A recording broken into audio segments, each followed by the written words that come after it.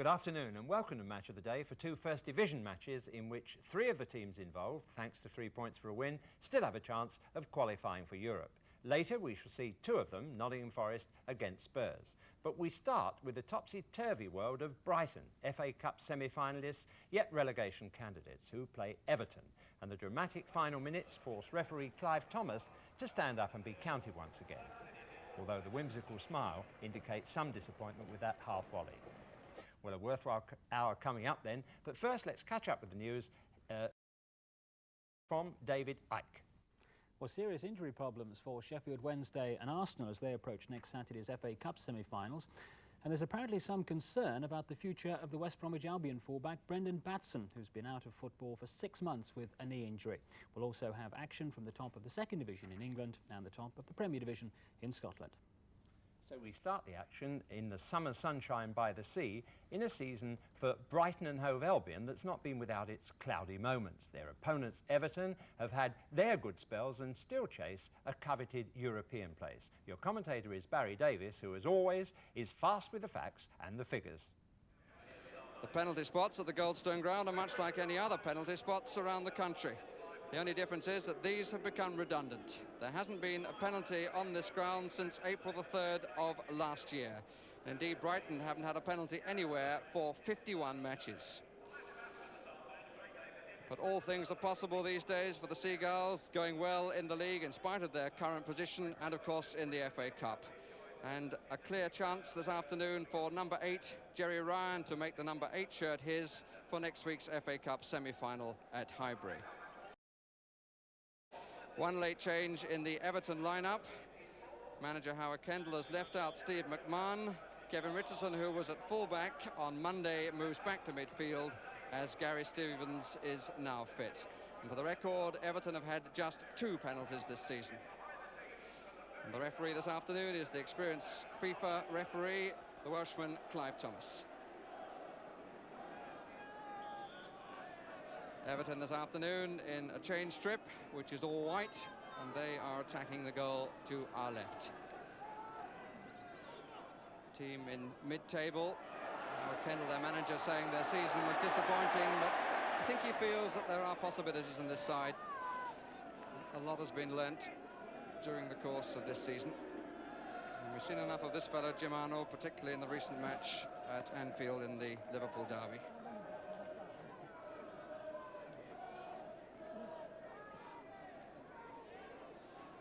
Here's Heath. Gary Stevens.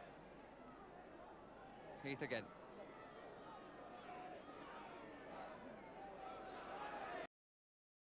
Jimmy Case. Tony Grealish. Neil Smiley on the right. Covered by Kevin Ratcliffe, who's formed a new partnership in the centre of the defence with the new skipper now, Mark Higgins.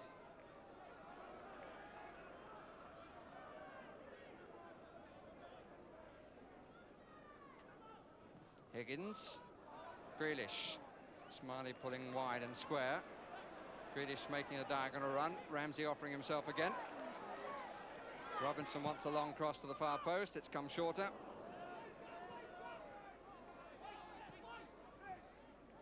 It's Gary Stevens, Foster. Robinson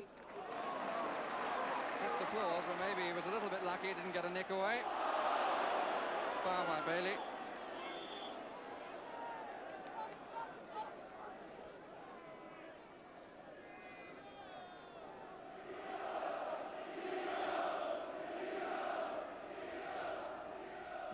Foster coming in on the far side and may well get to it, and does.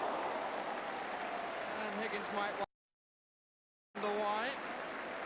He looked more at the referee than at Foster, presumably feeling he was pushed, but Foster made it his, and off the headband it went and over the crossbar.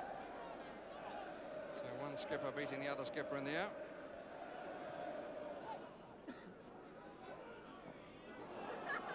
Foster again having luck on his side.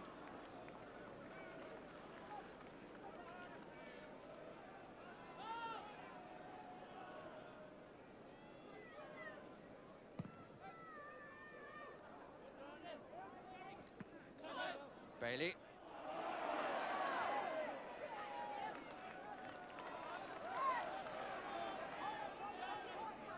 Grealish. Case is square. Ryan. Hasn't shown the best of control so far. We've got a knock then. Heath. Johnson. Sharp is on the far post. And Stevens and Johnson seemingly hold hands, and Stephen has the final say.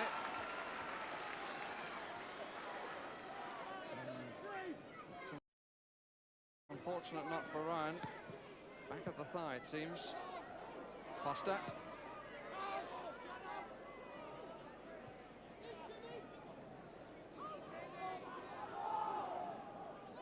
Half-hearted appeal for handball, and Ryan trying to lose the knock, or lose the pain of the knock.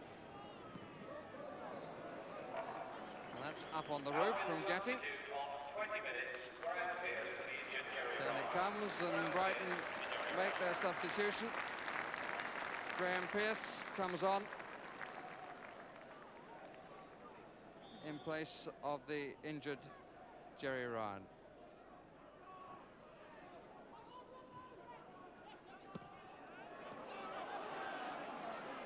Smith.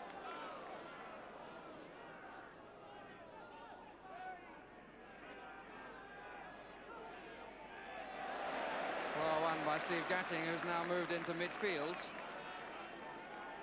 with PEARCE playing in his usual place of fullback.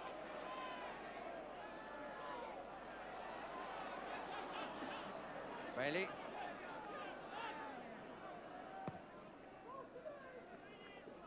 First test for him.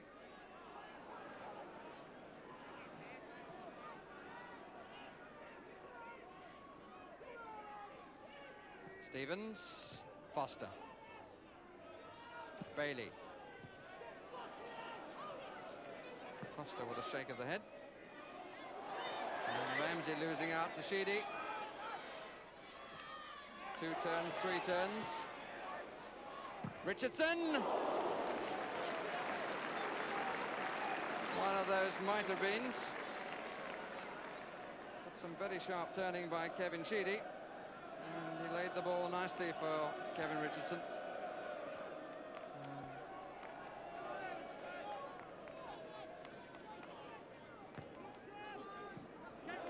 Smith.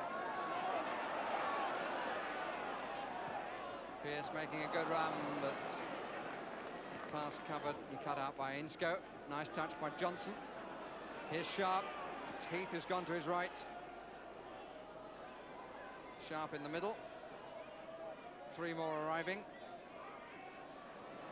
Chance for Stevens. Good save, he can get up. Ainscough looked like handball by Stevens. Certainly the Everton players were appealing for handball, but a penalty has not been given. And here's Jimmy Case. Case again. Robinson. Case. Looking for Grealish. It's too long, I think, yes. That's a bit of an escape for Graham Mosley. He did well to get there in the first place and got up. But it looked to me as though the ball in front of him was blocked by Gary Stevens' hand.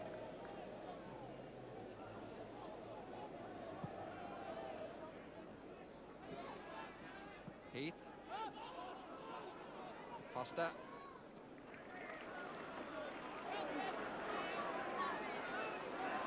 And Ramsey in terrible trouble. He went to play the ball back to a goalkeeper who'd left home anyway, and the ball going off Kevin Sheedy for the first goal of the afternoon.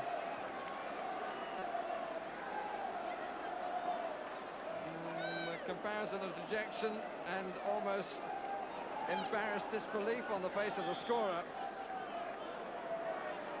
There'll be a few more curious goals scored this season than that one.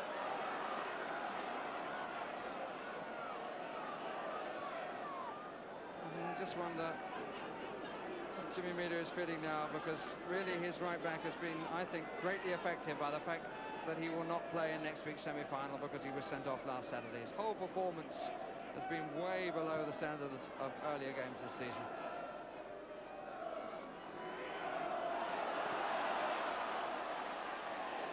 Higgins forced to concede the corner. Goalkeeper who stayed at home at that end. Not that any blame could be attached to Graham Mosley for the goal. I'm afraid it was totally down to Ramsey.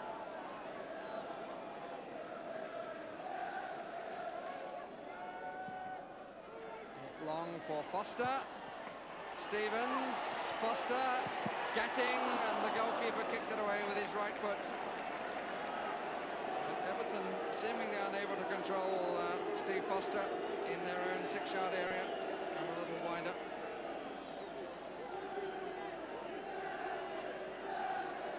How long will Everton's rule continue? Robinson rather, and straight into the waiting hands of Jim Arnold. And the last action of the first half with the referee making a rugby-like move, but it was an extraordinary moment that only Chris Ramsey perhaps will understand, if even he, which produced the only goal of the first half when he went to pass the ball back quite needlessly, and it ricocheted off Kevin Sheedy for a goal of embarrassment, but one which divides the teams at half-time. Brighton have to repeat their performance of 7 days ago on this ground when they came back from a goal behind against Tottenham. Only 6 more games to play after this match. And survival in the First Division at the end of 4 years seriously threatened.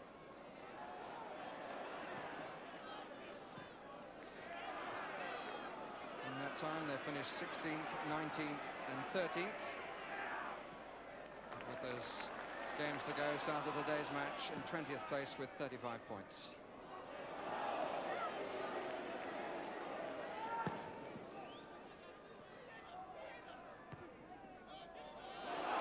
Robinson, put in by Higgins. And the first time that Jim Arnold's been made to stretch at all, as far as I can remember. And it came from his own player. Certainly Brighton are now in the game, and they haven't been so previously. Stevens. Good reach by Sharp, that one. A chance of a breakout by Everton. What a good ball by Ainscough to David Johnson. Far side is Heath and Sheedy. And it's Sheedy. Good save by Mosley. He was given the opportunity, and the linesman's flag was up for offside anyway. It was a marvellous ball out by Alan Ainscough to David Johnson in the first place. In the afternoon, in every sense, beginning to warm up. Everton certainly getting numbers behind the ball. Pearce. Foster wants the long ball down the middle, and if he's playing there, that would seem to me to make sense. Handball by Ainscough.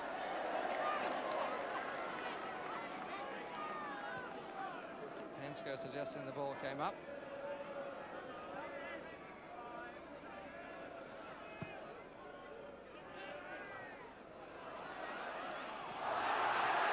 It appeals for a penalty. Foster certainly felt that he was held down.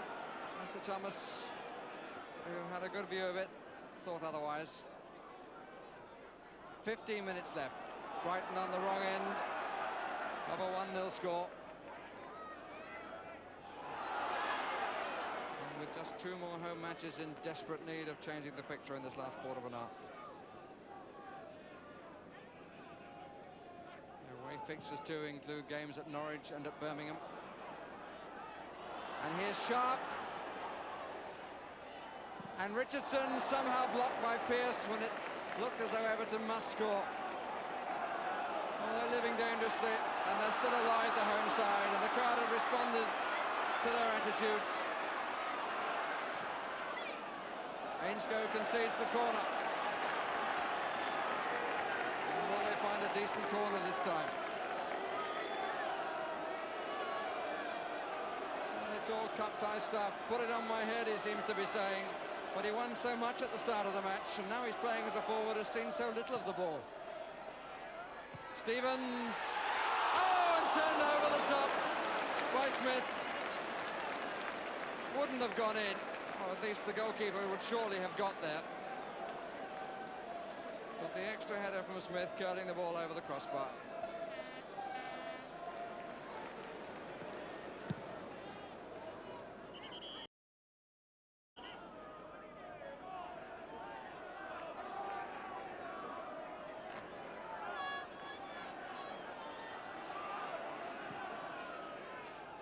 Robinson on. Smith, who's got a lot to do now. Pearce to help out. Stevens as well. Grealish. Did he intend that? If he did, it was very good. Case. Stevens. Surely a shot in the air was from Grealish. And again there are appeals for a penalty. I think Grealish thought he was pushed from behind. Stevens, who let it go, allowing Grealish to make the shot. And Arnold able to grab it.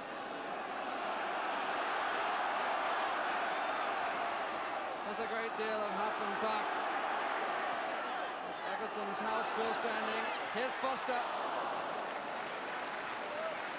I must say it's making for stirring stuff. It's not what you would call top quality, but it has its fascination.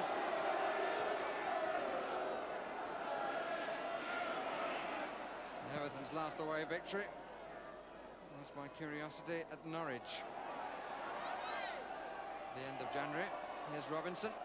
Norwich, one of those down among the dead men, but looking good. Even so, here's Foster. Stevens must be no. That man Arnold again. Well, for so long, Jim Arnold had nothing to do. And now, without having to make flying saves, he's the man standing between Brighton and the desperately search for equaliser.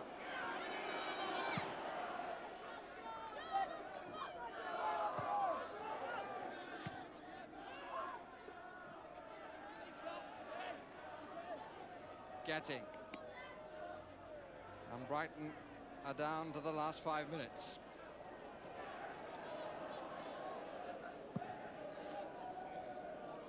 Foster.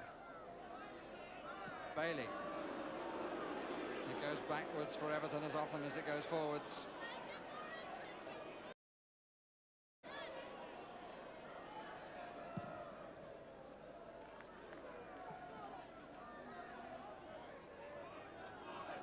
Sharp. Ratcliffe, offside against Sheedy, whose goal could yet condemn Brighton to the return to the second division. Well, the ball rolls a little kindly forward. Mr. Thomas is happy about its position. Robinson. Sharply in was Everton. Stevens. Case. Pearce. Smith. Robinson. Foster. Penalty has been given.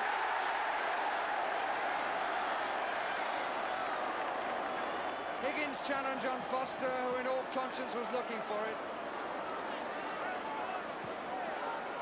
And the hope of such an award.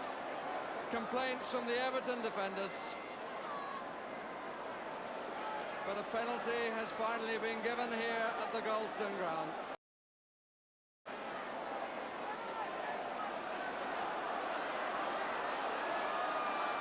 And the opportunity falls to Gordon Smith to save Brighton on this day at least.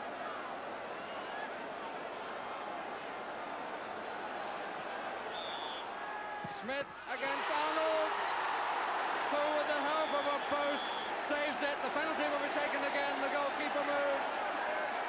Well, we haven't had one here for over a year, and now now we have two, wouldn't you believe it?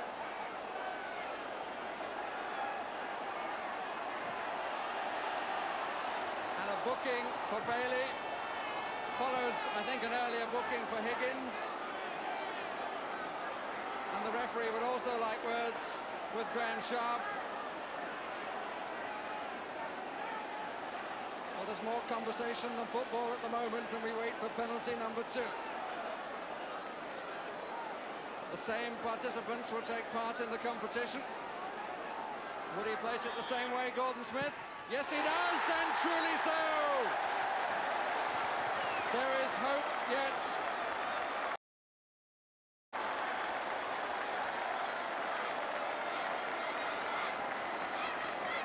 Two minutes left, and Brighton are level.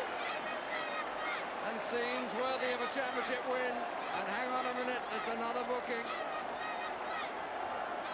But the flag's waving. You'd have thought a great deal has been won. But an end of a long run has come from the award of a penalty by Clive Thomas, the referee. Once it was saved, it was to be taken again because the referee said the goalkeeper moved. And Brighton now pray for a miracle of a second goal. Well, I suppose it should be said that fortune has favoured the brave because they gambled all. And here's Smiley.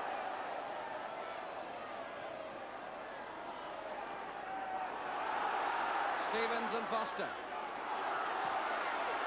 Michael Robinson and Higgins. And Jim Arnold. We're into the last minute.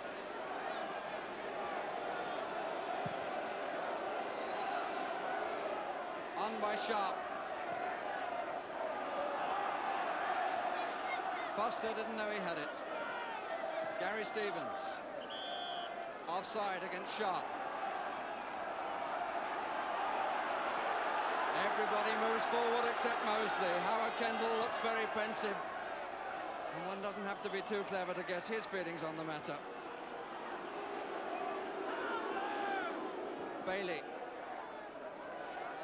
His side have certainly been penned back in the second half.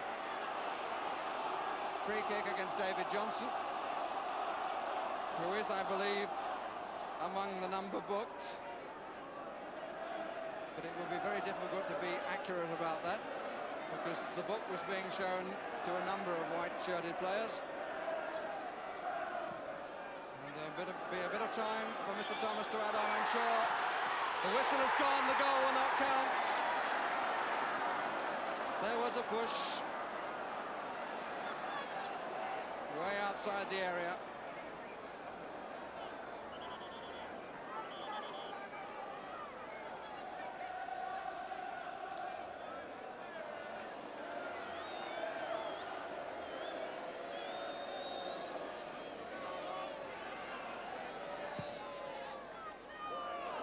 They're onside, and here's Heath. Mosley back, parries with his right knee. And offside, no! Sheedy has done it for the second time, Kevin Sheedy. And they're stunned on the Brighton bench. Mosley denying Heath, and then Sheedy, as the defenders move forward, suddenly Howard Kendall finds that his side are back in front.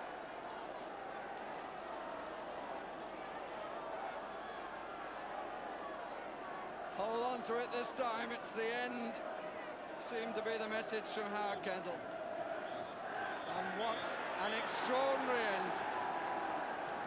From huge disappointment came high drama, and from high drama came what perhaps for Brighton will be total anticlimax.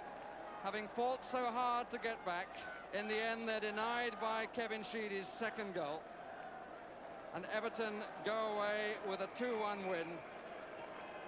Nobody say a word, says the manager Howard Kendall. And Mr. Thomas walks off, going backwards.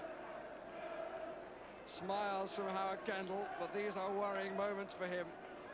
But his side has ended with the victory, and it's the other manager, Jimmy Melia, who will have to bite his nails to the end of the season, whatever happens in the FA Cup semi-final next Saturday. The final score, Brighton 1, Everton 2. Well, biting nails is perhaps better than Jim tearing his hair out. But what a managerial baptism he's had. Let's hear his reaction to that game alongside Everton manager Howard Kendall. Howard, I've got good reason to believe that you knew before this match started that there hadn't been a penalty on this ground since April of last year. Barry, you told me about it. Well, I'll apologise to you because we haven't got that interview with Howard Kendall and Jimmy Melia, but hopefully we're going to have it for you in a moment. Quite a contrast, really, in their styles yesterday. One happy, the other sad, but let's view that now.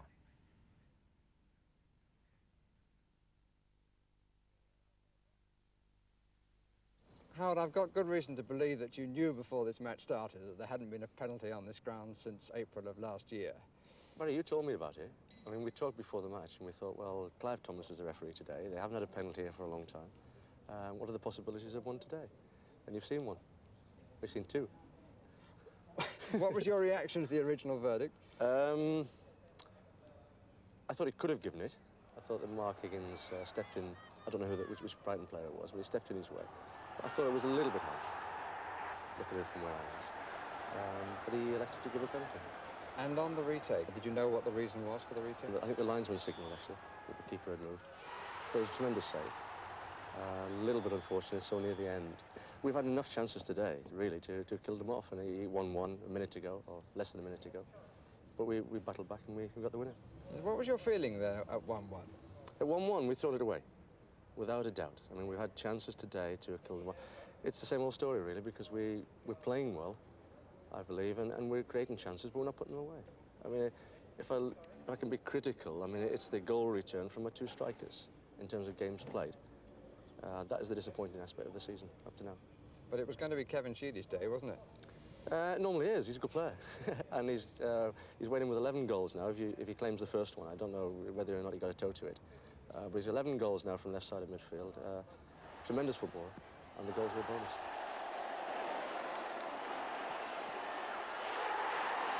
Sheedy has done it for the second time, Kevin Sheedy. And they're stunned on the Brighton bench. This is what happens when you're down at the bottom, doesn't it? You don't get that little bit of luck that you want. Everton didn't need the result today, but they get it, and good luck to them, you know. Football's a game, it's on the day. Some people have the luck, and last week we had the luck against Tottenham. We got the result. Today, Everton had the luck, so that's how it goes. Next week? Well, I hope the gods are with us, and I'm sure that we'll have a go and we'll attack, and I'm sure we can't miss as many chances as we missed today. It's a great game, this, isn't it? Oh, dear me. We're going to have a good trip back, and we're going to think about it. But, I mean, there was no need for the last couple of minutes. I mean, we'd finished the game off. We should have finished the game off. But I'm delighted. We're still in the group. We have a chance of qualifying for Europe. I believe so. With 4 home matches and 2 away matches left. So I think we've got a slight advantage on the rest of the group. Bit of sympathy for Brighton? No. No, I stood here with Ron Atkinson, I remember, a few weeks ago, and he said, well, do you feel sorry for Everton when we lost in the last minute of a quarter-final? And he said, no. I wish Brighton all the best next week, but I've got a little sneaky for Mick Lyons walking out at Wembley, and I'd love him to do that. Yeah, a few Everton players will go along with that. Yes. Howard, thanks very much. Pleasure. Well, who says there's no sentiment in football? Indeed, I found myself feeling sorry for Brighton yesterday, and in the relegation zone nerves jangle, and it showed in their finishing, but the problems all such clubs face was demonstrated clearly by one spectator's shout of frustration. And in calm moments, most of us would agree, even preach, that the ball should not be crossed aimlessly into a crowded penalty area. Even the England team have been pilloried on that score. But in the excitement, isn't that what British crowds really want, especially under pressure? Look at this move of Brighton up the right flank. 2 passes there, pumped forward nicely to the spare man, but you can see the Everton defence is far from beaten. It'll take a little more work yet. So the ball comes back again. There is a spare man there for a moment, and it's at this point that the spectator got really frustrated. He wanted the big boot into the goal mouth and screamed out for it. And it's coming up now, the frustration of one man in the Brighton crowd. Come on, get it over, he said, but they didn't do that. They kept their patience. A good ball forward into the box, but even the final attempt is blocked, And maybe the spectator was right in the first place. I'll leave you to judge on that one. Well, the conundrum, to clout it or be patient. And Brighton proved later that they have the class to take their time. But having done everything right, too much care rather than too little over the shot denied them the dividend they might have deserved. At the end of this movement, touch of Liverpool about it here. And Jimmy Case, of course, Jimmy Melia was a fine midfield player for that club. And we can see the style of passing. 5 or 6 man move, it's nodded down there. And it's Gordon Smith who picks it up now. He's going for the space on the left-hand side, but in the end, he has to work very hard to hold on to it and gets himself into what really might be called a dead position. But Brighton, like Liverpool, can get themselves out of this position, as you'll see. And it's Stevens who comes up and supports and initiates the surge for the space in the middle. There he is. He comes into it later. The ball goes across. Grealish is the one who does the dummy to take that white shirt out of the way and leave the shot for Case. But Grealish also runs off into the area. The shot's blocked, but both Grealish and Stevens have done well to get on the end of it. There's Stevens with the chest trap. He says, go on, it's yours. But Grealish tries to make sure, side foots it, and it's easily saved in the difference between the top of the league and the bottom. Well, finally, I don't think Ramsey should take all the blame for Everton's first goal. It arose because of the ridiculous lengths to which most goalkeepers seem to go these days in order to defeat the equally ridiculous 4-step rule and gain a few yards before kicking. Well, our second match is a straightforward European qualifying contest between two teams, Nottingham Forest and Tottenham, who, for one reason or another, have not lived up to their own standards. But a last-minute surge into Europe could put it all right for either of them. Your commentator is John Watson.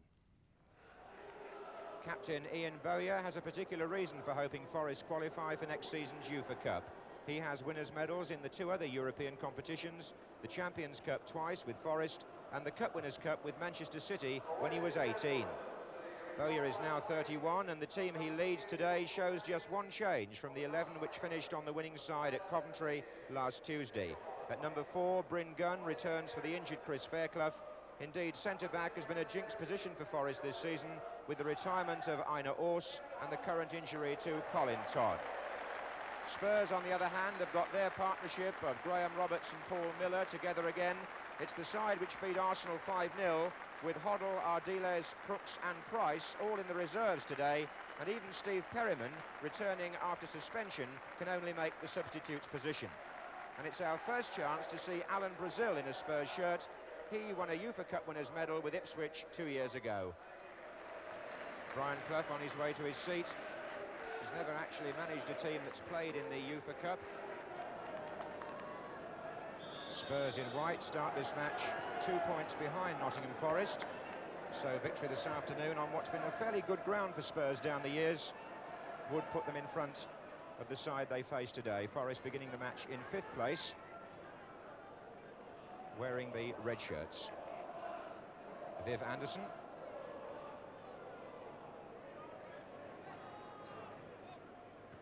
That was Houghton going in with Mabbott.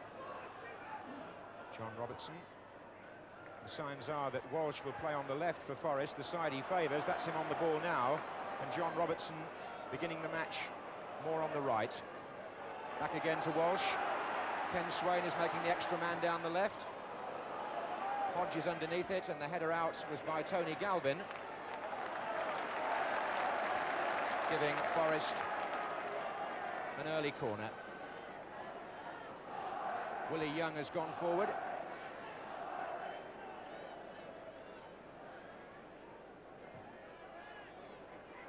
And Clement's not making it. Falco helping the ball out. Bowyer. Walsh. Header out was by Miller. And Hodge taking up the wide position on the right. Wallace and Davenport waiting in the centre. And offside.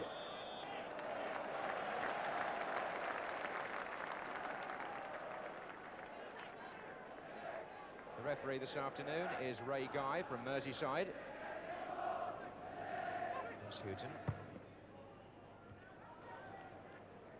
Robertson in there with Mabbott.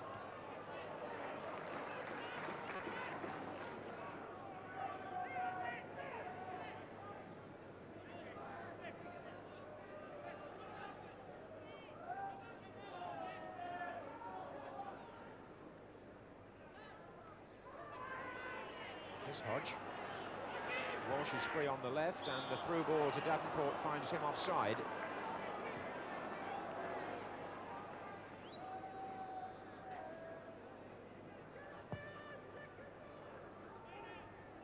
And Mabbott's underneath it, and so is Brazil now. That was Young. A miss kick by Walsh.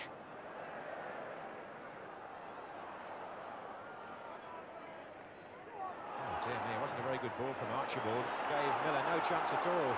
And Forest now have got 5 players forward. Davenport. Archibald at least got the foot in to stop him.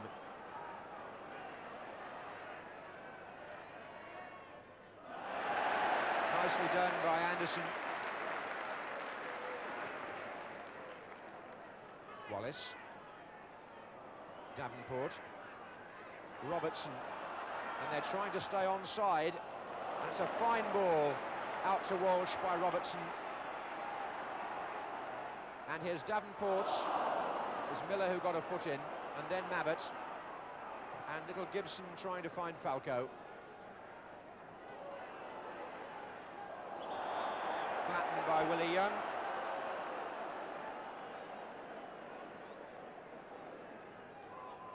So a free kick to Spurs. Roberts. Swain's header. Here's Gibson.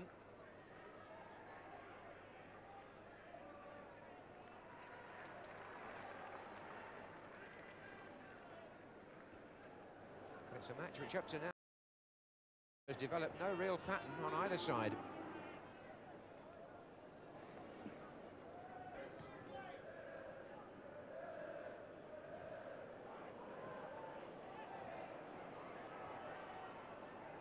Gunn and Walsh. Offside. And the crowd getting rather agitated by Tottenham's tactics. That linesman on the far side, Graham Roderick, with the yellow flag, has been kept fairly busy. He's right each time. There is an offside, but the slow hand clap going around the ground. There's one at the other end now, but the slow hand clap going around the City ground is the Forest fans' verdict on the way Spurs are playing in defence.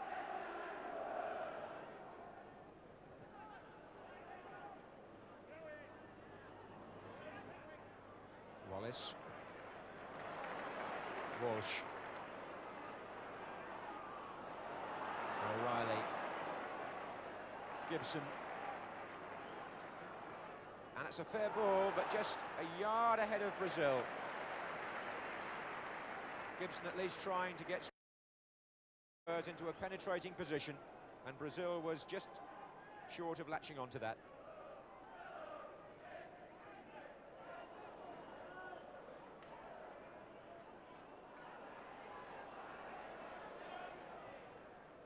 Wallace. Oh, and Anderson making a good run. Davenport is the player in the centre for Forest. That's his touch! Brilliant goal! Viv Anderson made it quite superbly. He began the move back in his own territory and continued his run. Collected the ball in stride, sensed that Davenport was coming near post, and the touch by Davenport beating Clements and putting Nottingham Forest in front. And Davenport, who scored against Spurs in the corresponding fixture last season, gets the first goal today after 35 minutes.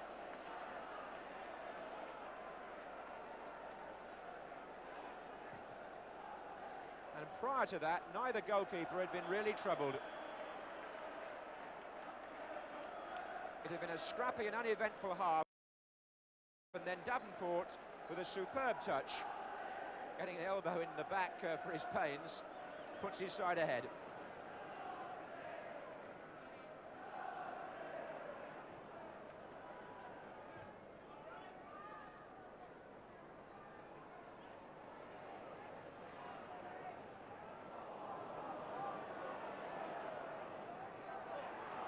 It's Walsh. Hodge is trying to make it on this side. Anderson will support the attack once more. Wallace. Anderson again. But it's nice to see Viv Anderson back in such confident mood. He was out for 3 months of the season after sustaining a nasty knee injury while training with the England party back in October. But he's made the first goal here, and his surges forward have been about the brightest thing in the first half.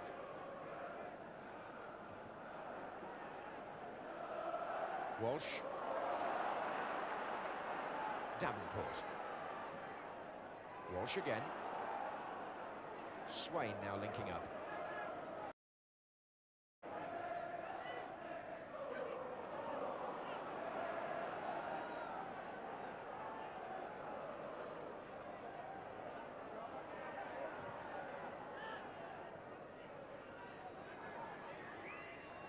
This is Galvin. Oh, good tackle by Hodge. 5 minutes left in the first half. Wallace for Forest. Again, they're trying to stay onside. Hodge. Robertson. Anderson is just behind him. Robertson's checking on that.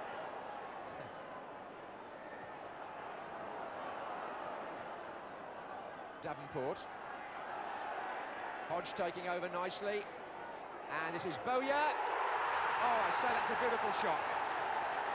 Ian Bowyer, the Forest captain, makes it 2-0. Good build-up again by Nottingham Forest. Robertson and Anderson really started it, but the ball was moved concisely. Hodge got involved, looked for the best option. Bowyer's shot, 2-0 after 41 minutes. 2-0 the score by which Forest won that game here last season against Spurs. Spurs 2 down again. Gibson now for them. Off Swain for a corner. So Viv Anderson involved in both goals. Forest scored 2 in the space of 6 minutes. O'Reilly.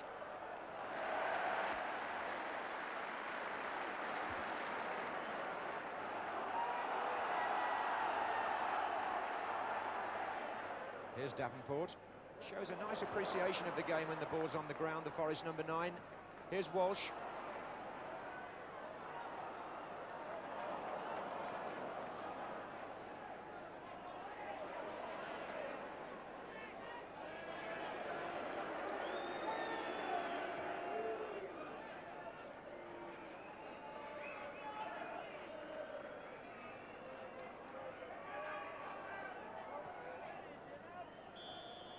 Well, in that first half, it was Forest who made something out of nothing. It was a grim game until Brian Clough's team scored twice in the space of 6 minutes. The first goal coming from Peter Davenport, and the second well struck by Ian Bowyer. And the least said about Spurs' first half performance, the better.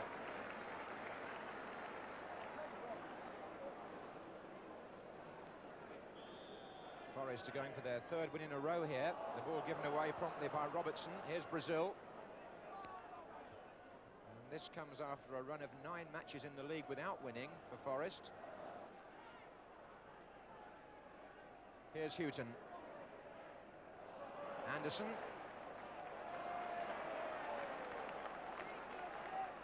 Well, he's continuing where he left off in the first half. Getting forward to good effect and finding Davenport, who's turned away quite nicely. Wallace following up, and so too is Hodge here. Davenport couldn't get a foot in ahead of Mabbott, but here's Bowyer.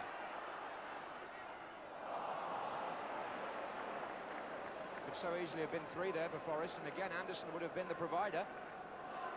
Instead, here's Galvin to Gibson.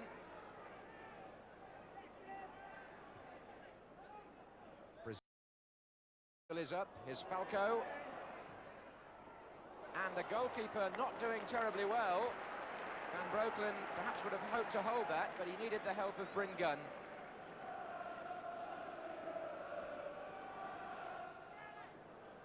And this time, no mistake at all from the Dutch keeper, who, to give him credit, has settled down very well in English football this season. Survived a serious knee injury and come back to play with some presence. Hans van Breukelen.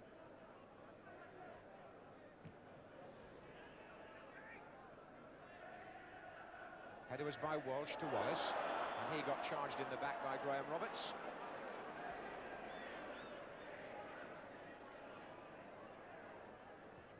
Robertson bringing Anderson into the game again. Hodge is out right.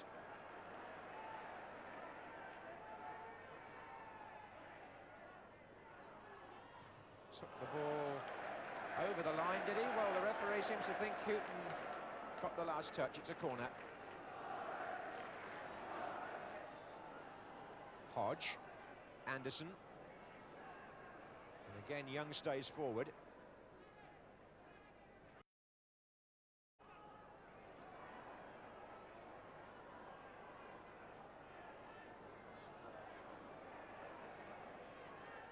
Wallace, help from Davenport.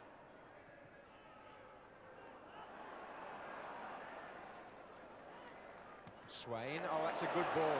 A really fine pass to Walsh. Three waiting in the centre. Swain again. And now he feeds the other flank. This is Robertson. Anderson. Checked a little bit, was he? By Archibald. Well, it's Galvin who's trying to find a way out of that corner.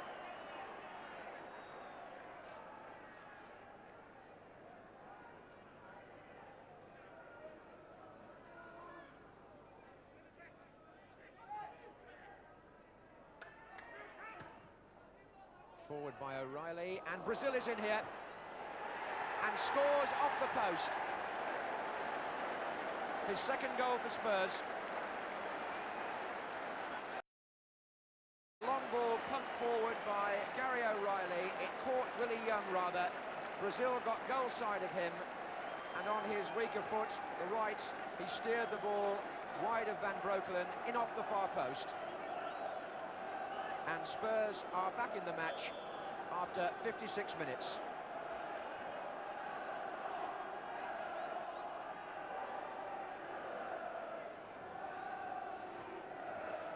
Their first clean scoring opportunity.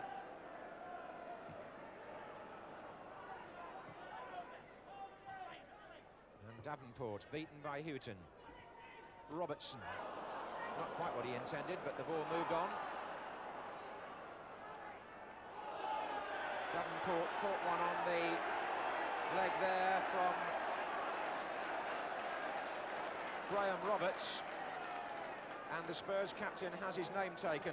Definitely clipped Peter Davenport after the ball had gone. Spurs actually haven't got the proudest disciplinary record this season. Two players on the pitch today, Galvin and Falco, will shortly serve periods of suspension, and Roberts, one of those players who from time to time has been in trouble himself. Here's Anderson.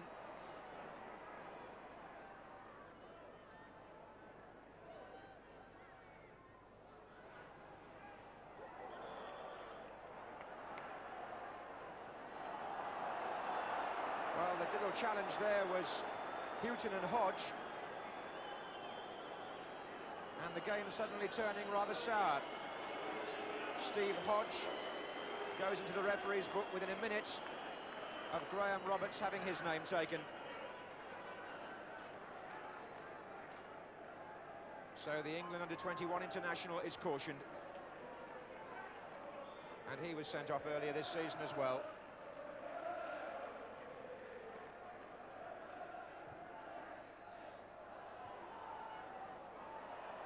Archibald. Oh, O'Reilly taking Walsh very high, and the referee is going to book Gary O'Reilly. The Spurs players appealing that that was an intentional bid for the ball when he first set out, and that maybe Walsh made rather a lot of the fall. Certainly winded. So we've had 3 players booked here in 3 minutes. 2 for Spurs and 1 for Forest. Gibson, and Brazil is through again against Gunn.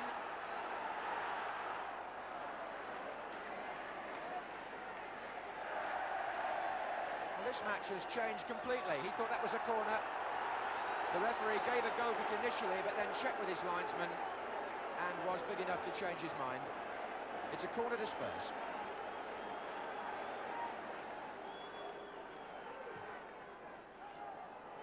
And O'Reilly gets up.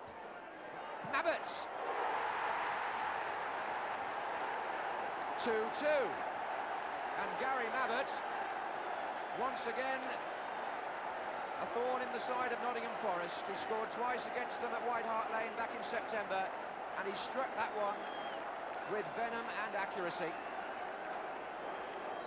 Forest failed to clear the corner properly.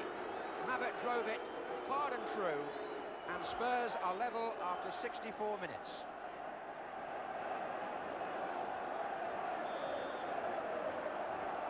So having conceded 2 in 6 minutes in the first half, Spurs scored 2 in 8 minutes in the second.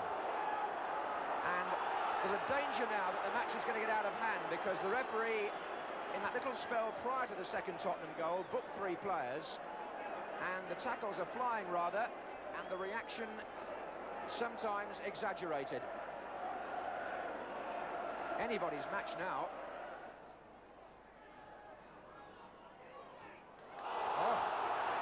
That's O'Reilly again, and he's already had his name taken, and he caught Colin Walsh.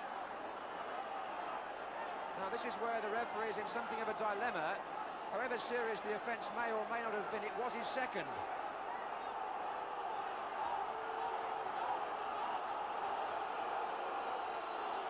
Not a malicious player, Gary O'Reilly, and the referee's discretion, despite the boos of the Forest supporters, possibly seemed to be the right thing.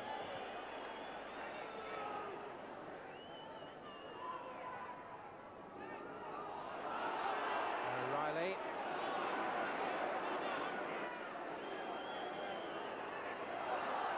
Brazil. And it was Young with the tackle on Brazil. And words were exchanged there between the 2 players. And Tottenham, I don't think, will want O'Reilly to stay on, because he has been in trouble with the referee. That may be a wise substitution by Keith Birkinshaw and Peter Shreves, just to keep him out of trouble. And Steve Perryman, the more regular right-back, is coming on for Spurs with 9 minutes to go. Having had Perryman himself and Galvin sent off in their last 2 away games, Spurs don't want O'Reilly to suffer the same fate, and they've pulled him out of the action. Brazil. Foul against him.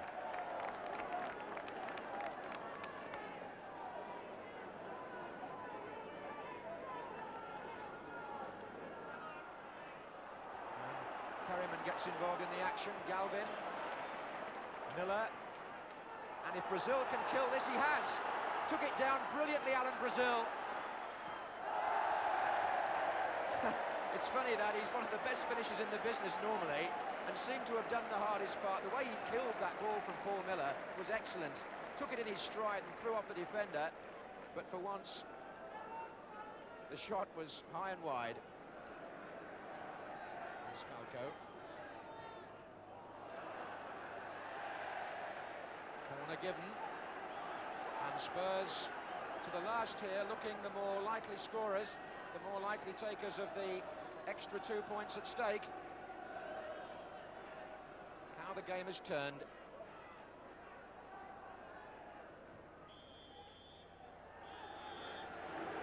But in the end, the points are shared. Spurs 2 down at half-time, making a good recovery. Brian Clough's team losing that 2-goal lead. Alan Brazil putting Tottenham back in the game. And Gary Mabbott, who had not scored in the last 15 Spurs matches in which he's played, striking the equaliser. And so the 2 teams pushing for a European place finished today level with a final score of Nottingham Forest 2, Tottenham Hotspur 2. Well, the men who could most influence next Saturday's FA Cup semi-finals could well be the physiotherapists, because they face a crucial week at all four clubs. Sheffield Wednesday are definitely without fullback Ian Bailey, who fractured his left leg yesterday, and skipper Mick Lyons, Gary Megson and David Mills are all under treatment. Now, Lyons is the biggest doubt with a groin injury, and it'll be at least Friday before they know if he'll be fit. Jack Charlton, the Wednesday manager, says it's very unsettling in semi-final week, and the loss of Lyons' experience would be a major blow. Their opponents, Brighton, are already without defender Chris Ramsey, who's under suspension, and now Jerry Ryan, who you saw limp off during yesterday's defeat against Everton, may also be missing. He's under intensive treatment for a hamstring injury, and that will probably continue right up to Saturday. Arsenal's sick list continues to grow as they prepare to meet Manchester United at Villa Park. Alan Sunderland is their main problem after he injured a groin in training on Friday, and now Peter Nicholas is another casualty after he came off with a knee injury during the win over Coventry yesterday.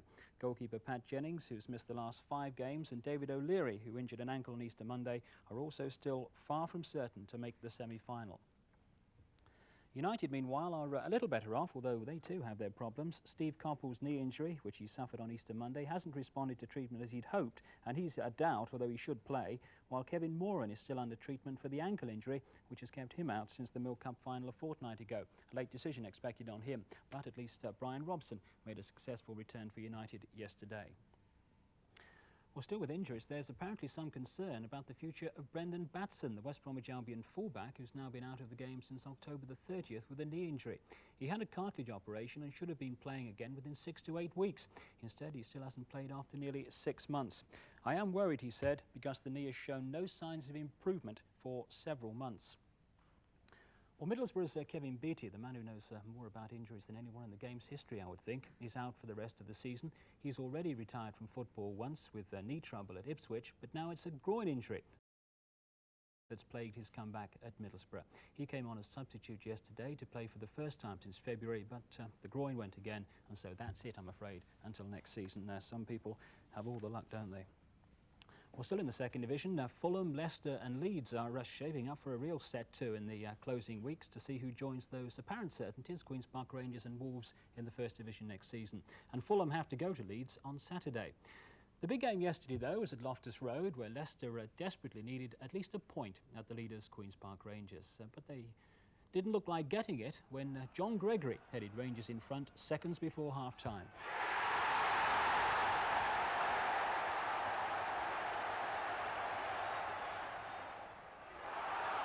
Well, just 4 minutes after the players returned, it was 2-0. Tony Seeley, the scorer.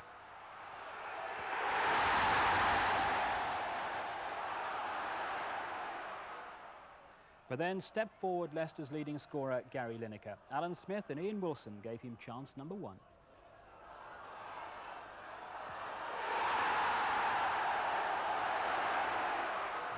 Then, 7 minutes from time, it was Lineker's persistence that gave Leicester the point.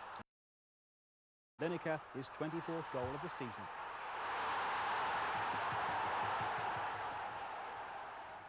So, to all, one game played this afternoon, League Division 4, Northampton 3, Halifax 1. Northampton started the day 5th from bottom of Division 4. They'll improve on that.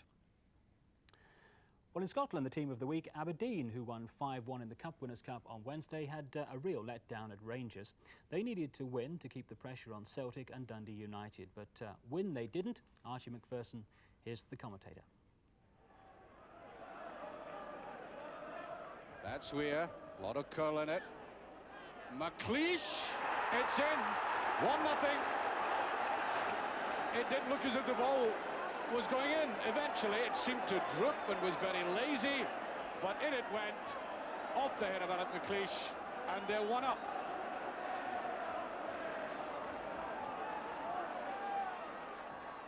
What's a good looking ball, is a brilliant goal by Redford. The equaliser. A superb pass there. Oh, he took that very well indeed. Strachan, McGee, brilliant running. Oh, what a chance is Strachan, brilliantly swept away. That was McGee almost scoring one of the goals of the season. The way he crouches over the ball almost and gets past players. and suddenly that intervention deprives him of what would have been a quite majestic goal. Round it goes towards Clark, and he lobs it in. There's Bett, it's gone in. 2-1.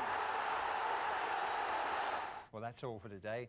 5 Saturdays, that's in the league, of the season to go. Lots of jubilation and disappointment still to come, and plenty of issues still to be decided. One of them, the FA Cup finalists. And in our programme next Sunday, you'll see one of the semi-finals as well as a vital First Division League match. That should wake you up at 4:15, even after the heaviest Sunday lunch. Tea time now. Good afternoon.